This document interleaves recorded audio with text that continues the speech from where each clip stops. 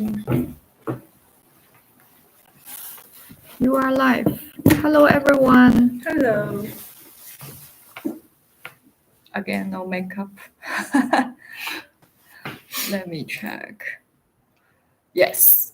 哦，要我录个音。再开个录音。买了个新手机，所以我不知道这个质量如何。有什么牌子 ？OPPO 900块老人机。消费降息。Okay. Hi everyone. This is Emily and Summer hosting Thai China. With cross-cultural studying and working experience, but both born in Shanghai, we have seen lots of information asymmetry from international sources and local perspectives. This brought us the idea of opening this podcast to show the real China to audience who are interested in this topic.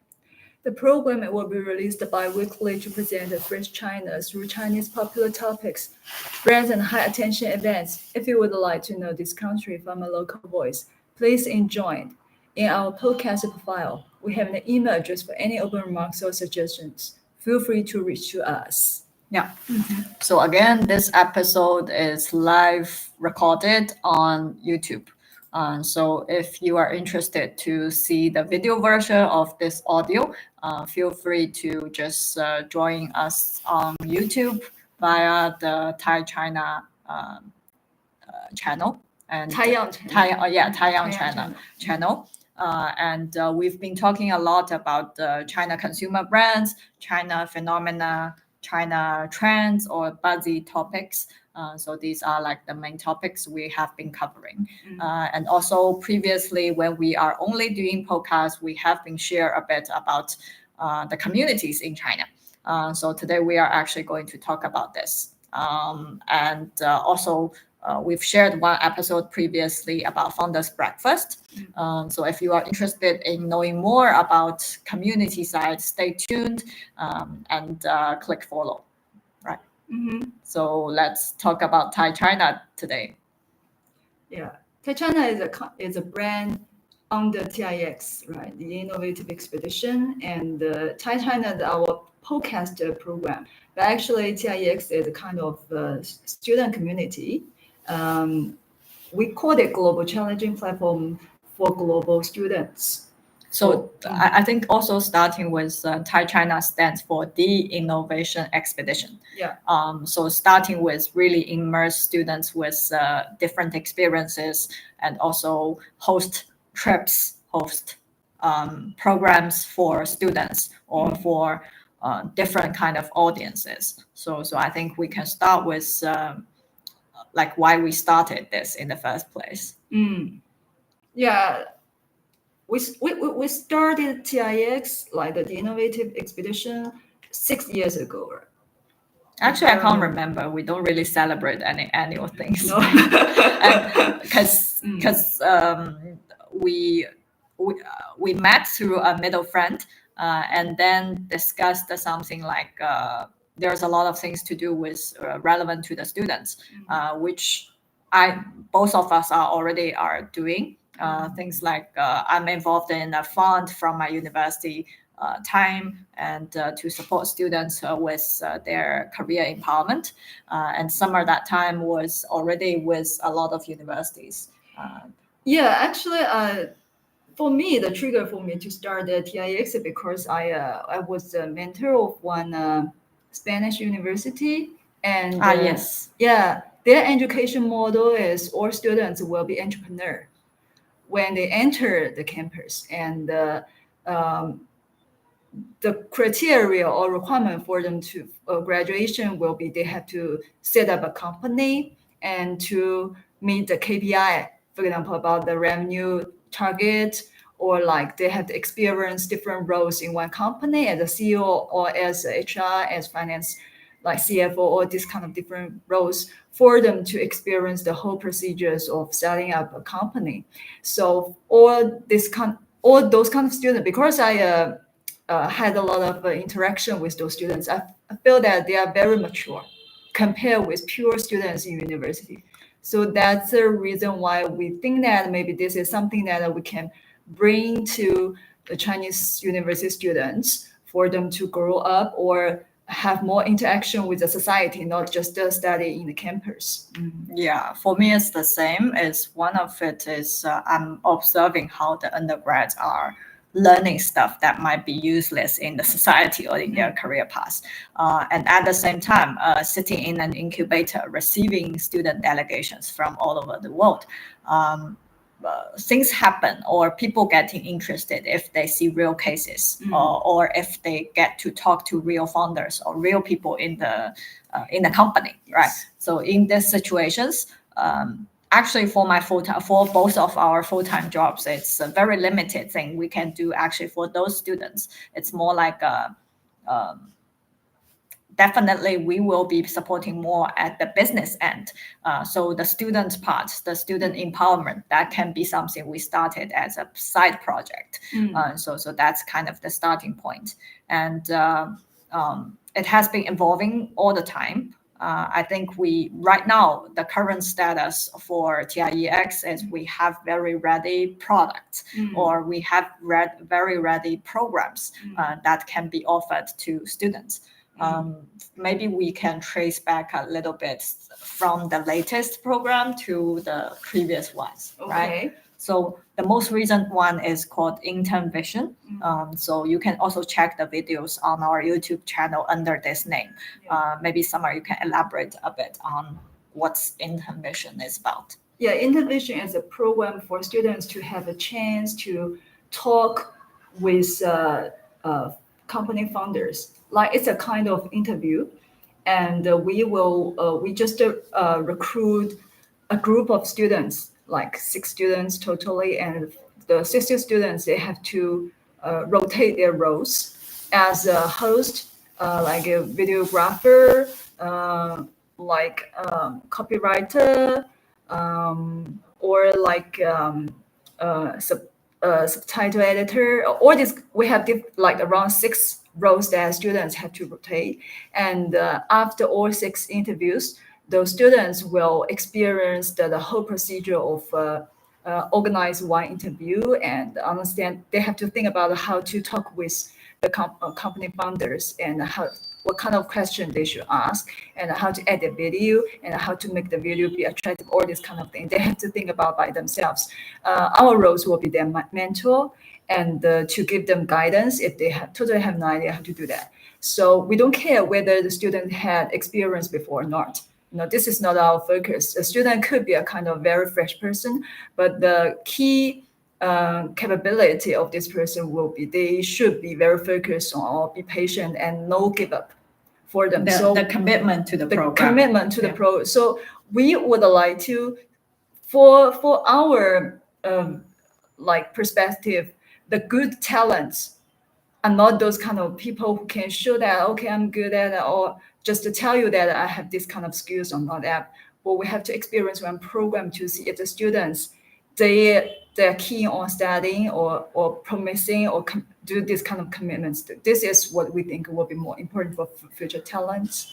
I think for talent side, those high quality or like very self-motivated ones, they will find every means to improve themselves or level up those skill sets, right? I don't think they are our target audience. Other than that, we are more, I would say, inclusive, maybe, just for the students who just want to take one step more. You are willing to try, but you don't know how. Or the other way is you see this as an interesting project, and then you are kind of dedicated to 2 months to the maximum kind of project, and that's already enough.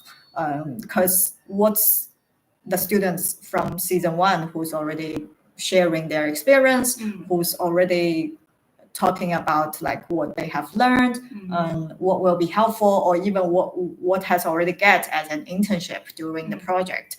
I think that's something, if you don't jump into this this community or into this project, it's very difficult to describe. Right? That's the thing we see as this year's new trial, but at least the season 1 is going on well, and right now we are recruiting for the season 2 students. So that's the ongoing project called Intern Vision. And I think ongoing, we are also doing university's credit course, right? Yeah, we're doing this kind of entrepreneurship and innovation, this kind of courses in university to give the students an environment to think about how to be an entrepreneur, and maybe it will give them this kind of case study opportunity to start up their own business. So you can feel that all of our programs will be more practical programs that will give enough like space for students to do the things they want. Only when the students need help or they totally have no idea how to do that, we will give them guidance or let them know. So this is our feature or unique point. Will be we think that the students didn't like in university they didn't have a lot of opportunities to. I'm not sure whether they have opportunities, but based on my feeling of communicating with students, I think most of them they still need teachers to tell them how to do that or give them assignments as a kind of task list. It's very interesting. Just this morning, I was telling my team member that you shouldn't be like a student, because I'm always the one feeding the answer to your mouth. But that shouldn't be the case in the career, right? Yeah. Like you should be finding your own way to do things. Otherwise, you will never iterate to a professional. Yeah. So that's really is a gap right now. I see that the universities cannot teach such things, and maybe a very top of the pyramid of that student base. They are learning. They are very, very competitive. They are very, very already quite capable with all these stuff. But I think most of the students they don't have the right channel to pick up those skill sets. Yeah, I think that it's really difficult for students to transfer or convert from a student identity to a social person identity by themselves.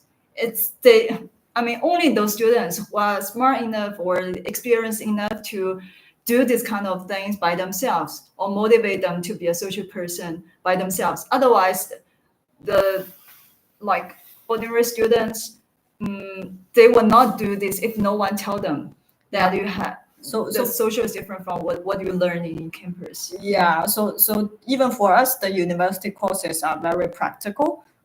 Every time, every content is with a real case, right? Or the other way is we encourage students to do case studies that are very relevant to their daily life or of their own interest, because only out of this kind of interest or your own motivation, there will be more things you will put effort in or be more dedicated and to dig into more information around it.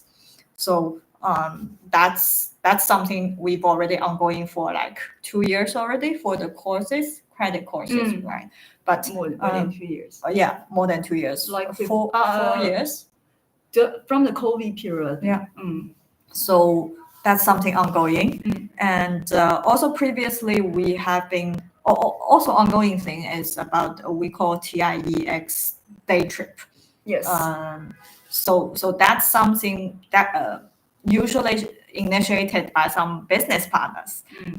They came to us, they want to have more students joining their community or get to know about their companies. And then we will help them to organize these kind of events or bringing the right people to their places. Yeah. So we think that the trip will help students to know this country first, and also give them the chance to communicate with the company founder or like administrative team to understand the industry. So this is also we think very important. A lot of students maybe the job they expect to do will be different from the reality things. So we think that it's better that they should understand what the job will be before. taking last trip as an example, right? We led the students into a game industry, game research company. So we asked the founder, the human resource people to share a bit about what kind of talents they are looking for, what kind of business they are doing, or even zooming out a bit, what are the players, key stakeholders in the game industry? So in this, our own kind of vision is to covering as many industries as possible. And then the whole industry mapping thing can be one of our very valuable assets that we eventually can share with students. Because putting in students' shoes, maybe at university stage, most of the students actually they have no idea like what a company is consisting of, different business units or different functions or different roles. So all these informations we see there's a gap. Although maybe from professional or company's perspective, that's not something they think it's shareable information, because usually company has their own org chart, has their own information around this, but they won't be like that open to the student end, saying that we have these levels and we have these different departments. But we are trying to do that through maybe some daily trips, through some small events, but we will be dragging some of the information out and share with the students. I think maybe for this part, both student side and company side is they not really concern or care about this part. So that's the reason why we feel that we need to have something to let them know that this is very important. Maybe companies that they totally have, they don't care about whether you know it or not. What they they true. hire talents is just want them to do all these kind of things required in a very quick way. They expect you to already know by yourself. But at the same time, most of the students they don't get it. I think that's kind of a day trip, which bridging the information gap between company and students. Yes. What else? Podcast is here, right? Bootcamp. Bootcamp is another thing that it's actually part of the credit course as well. So aside from the entrepreneur and innovation courses, we also host. Bootcamp is a kind of I think maybe focus a little bit different is for those kind of companies who are seeking for overseas opportunities. So actually, because our community has a lot of students from different countries, so those students they will have more local channel or local information could be shared with the company side for whom they maybe have no idea or spend a lot of time for searching those kind of information or get insights from a local person. So this is a kind of serious program for companies who are seeking for like overseas market. For example, like overseas brands who are seeking for entering into China market. Maybe the bootcamp will be suitable for those companies or brand to let them know the China market. Yeah, so for us, the bootcamp including some coaching, some mentorship, some content sharing, and maybe 50% of the time requires the students to do teamwork, and also actually to deliver something for the company. So in this case, the most ideal situation is a company will hire one of the students as their intern or even as their freelancer or full-time employee. And we've already had track record related to that, even if even it's a kind of a cross-border situation. Can be short-term, can be long-term. And right now, for example, the first season of Intern Vision students is already having internship in one of the interviewee company. Previously, there's a China brand who want to join an European exhibition. We also onboard one of our previous interns or one of previous participants to represent the company in Europe, because it's more handy for the students to travel there, and it's cost saving for the company side to actually delegate this to a student who is already well trained, who's already knowing what the business is about. So these kind of student empowerment and plus finding talents for the company end, it's always as the backbone of our different projects. So I think ongoingly we are still doing this.